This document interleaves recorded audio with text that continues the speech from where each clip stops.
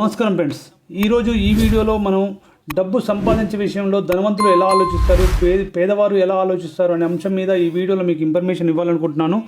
Last వరకు చూడండి, ఖచ్చితంగా మీకు మంచి ఇన్ఫర్మేషన్ వస్తుంది మై డియర్ ఫ్రెండ్స్. ఖచ్చితంగా లాస్ట్ వరకు చూడండి, అప్పుడు మీరు ధన సంపాదన అనే విషయంలో ఎలా ఆలోచించాలి అని ఒక క్లారిటీ వస్తుంది.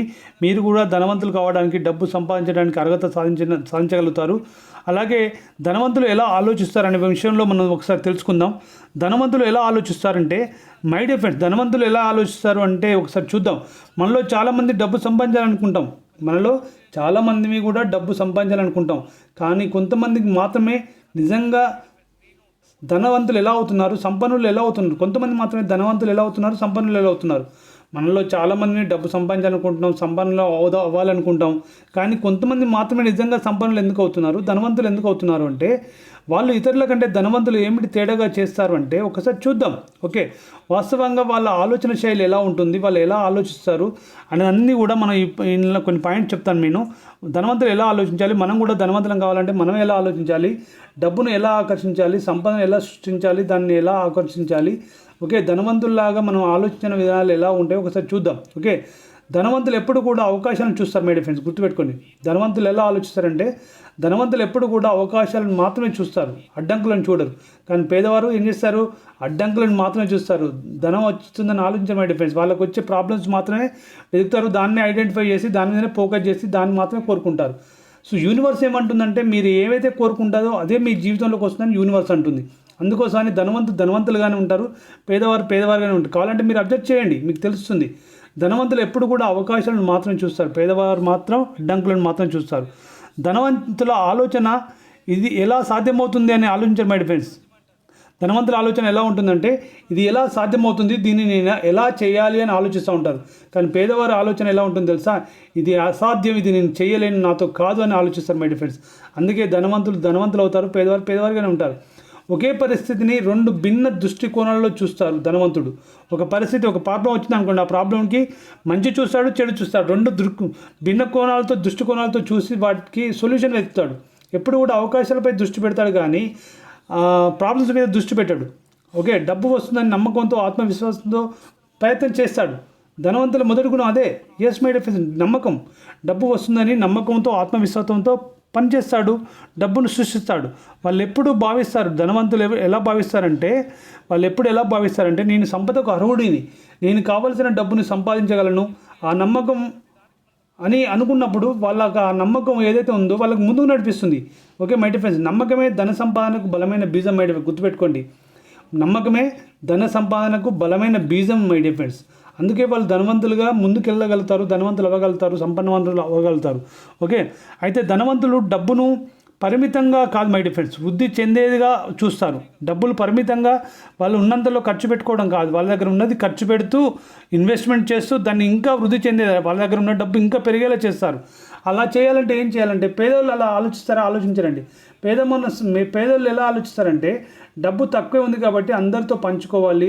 కానీ ధనవంతుడు ఇలా ఆలోచిస్తాడు, నేను కొత్త విలువను సృష్టిస్తే ఇంకా కొంచెం డబ్బు వస్తుంది, ఒక విలువను సృష్టిస్తే దాని ద్వారా ఇంకా కొంచెం డబ్బు వస్తుంది కాబట్టి ఇంకా నేను వేరే వాళ్ళకి హెల్ప్ చేయొచ్చు అని ఆలోచిస్తారు. కానీ పేదవాళ్ళు ఎలా ఆలోచిస్తారంటే నాకు ఇంతే డబ్బు ఉంది కాబట్టి నేను ఎక్కువ ఏ పనులు చేయలేని ఆలోచిస్తారు మై డియర్ ఫ్రెండ్స్. అందుకే వాళ్ళు ధనవంతులు కారు. అలాగే వీళ్ళకి సొసైటీలో కాదు, అబండెన్స్ మైండ్ సెట్ ఉంటుంది. వీళ్ళకి చాలా చాలా పెద్దగా ఆలోచిస్తూ ఉంటారు మై డియర్ ఫ్రెండ్స్. ధనవంతులు ఎప్పుడు కూడా పెద్దగా ఆలోచిస్తారు, ఒక అబండెన్స్ మైండ్ సెట్తో ఆలోచిస్తారు. ముందుకు ఎలా వెళ్ళాలని దాని మీద ఫోకస్ చేస్తారు తప్ప వెనక్కి ఎలా రావాలి అని ఆలోచించారు మై డియర్ ఫ్రెండ్స్. అందుకోసం అని వాళ్ళు ఖర్చు కాకుండా పెట్టుబడి మైండ్ సెట్ పెట్టి వాళ్ళు ఖర్చు కాకుండా వాళ్ళ యొక్క ఉన్న డబ్బుని ఖర్చు కాకుండా చూసుకొని పెట్టుబడి పెడతారు. కానీ పేదవాడు ఉన్న డబ్బును ఖర్చు చేస్తాడు. ధనవంతులు ఎప్పుడు ఏం చేస్తారంటే వాళ్ళ దగ్గర ఉన్న డబ్బుని పెట్టుబడిగా పెట్టి ఆ పెట్టుబడి ద్వారా వచ్చిన ప్రాఫిట్ ఏదైతే ఉందో దాన్ని ఖర్చు చేస్తారు. కానీ పేదవారు ఏం చేస్తారంటే వాళ్ళ దగ్గర ఉన్న డబ్బునే ఖర్చు పెడతారు. అందుకోసమే ధనవంతుడుగానే ఎదుగుతున్నాడు, పేదవాడిగానే ఉంటున్నాడు మై డియర్ ఫ్రెండ్స్. మీరు కూడా పేదవాడిగా ఉంటే ధనవంతులు కావాలంటే ధనవంతులు చేసే ఆలోచనలు, ధనవంతులు చేసే పనులు చేయండి. ఖచ్చితంగా మీరు ధనవంతులు అవుతారు మై డియర్ ఫ్రెండ్స్. ధనవంతుడు ఎప్పుడు కూడా డబ్బును పెట్టుబడిగా ఉపయోగిస్తాడు, గుర్తుపెట్టుకుని మై డియర్ ఫ్రెండ్స్. ధనవంతుడు దాని దగ్గర ఉన్న డబ్బును పెట్టుబడిగా ఉపయోగిస్తాడు.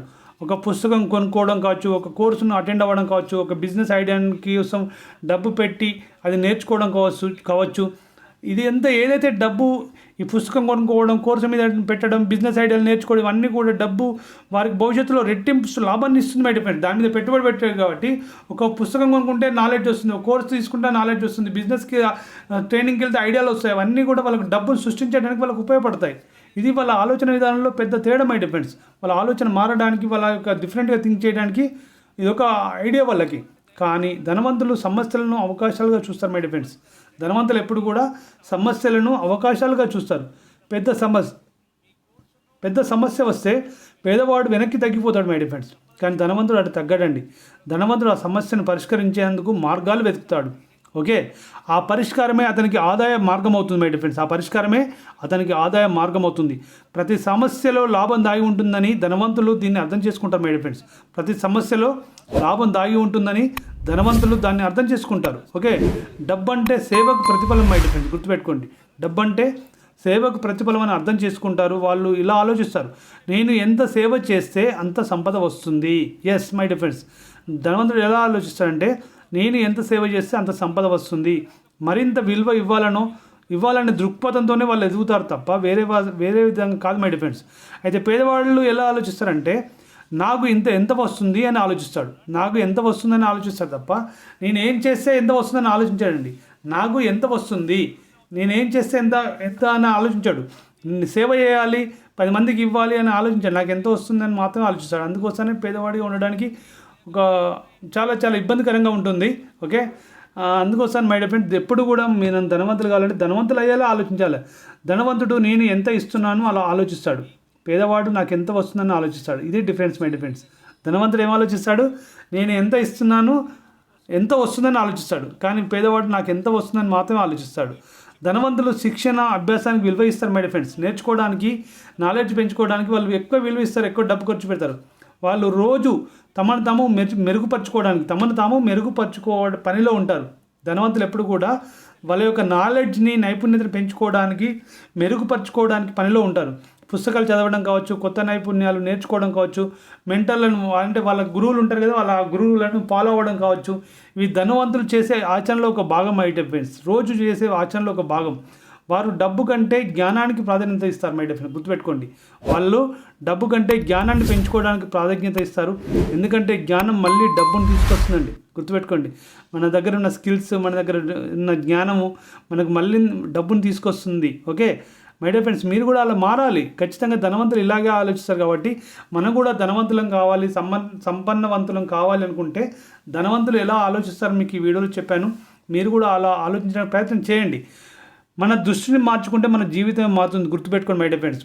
మీరు కనుక డబ్బు పరంగా ప్రాబ్లంతో కనుక మీరు ఉంటే మీ దృష్టిని మార్చుకోండి, ఖచ్చితంగా మీ జీవితం మారుతుంది.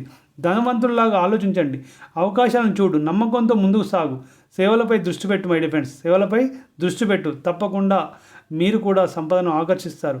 మీరు చేసే ఆలోచన మారిస్తే మీ ఆర్థిక స్థితి కూడా మారుతుంది మై డియర్ ఫ్రెండ్స్. గుర్తుపెట్టుకోండి, మీరు చేసే ఆలోచన మారిస్తే మీ ఆర్థిక స్థితి కూడా మారుతుంది. ఈ వీడియో మీకు నచ్చింది అనుకుంటున్నాను. వీడియో నచ్చితే లైక్ చేయండి, షేర్ చేయండి. ఇప్పటివరకు ఈ వీడియో చూసినందుకు మీ అందరికీ కూడా ధన్యవాదాలు. మళ్ళీ నెక్స్ట్ వీడియోలో కలుద్దాం. Thank you very much.